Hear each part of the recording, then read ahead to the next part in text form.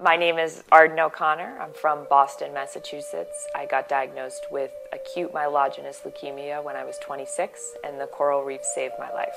My first round of chemo, when I first got hospitalized, that was the hardest. I was very, very sick.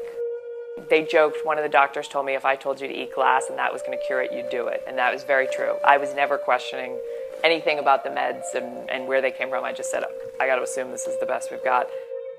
Interestingly, many of these things that we find in these coral reefs, it really made a difference in terms of making it possible to cure patients. The drug that's now in the clinic was associated with a sponge. It's a very effective drug for treating acute leukemia.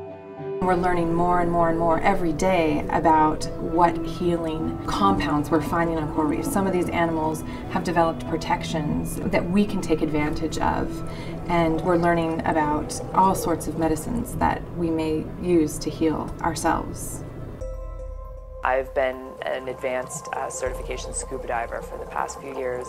My family has spent a really long amount of time in the Caribbean. I've grown up going to the Caribbean. It was the main place we visited. So I've spent a good amount of time around coral reefs and it was actually ironic that I had no knowledge that these things that are so beautiful that I felt privileged enough to actually go and experience firsthand as a scuba diver were contributing to my health today.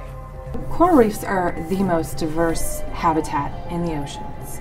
There are thousands of fish and corals and other reef organisms and plants on coral reefs. We're just discovering what is there. The numbers, it's just impossible to know what is there at this point. Everything is sort of interconnected, so the health of the coral reefs is important for the fish. The coral itself is dependent on fungi that protect them from their predators, and we live off these products too because they help us treat disease and give us ideas about how nature works. Really, most of my energies go into causes that help people around homelessness and at-risk youth. But knowing that, it does sort of reframe the way you think about, for me at least, the way I think about the environment and how protective we should be around preserving our oceans. Donate to the Nature Conservancy today, and you can help us work with the earth to find more cures. Visit nature.org/naturecures.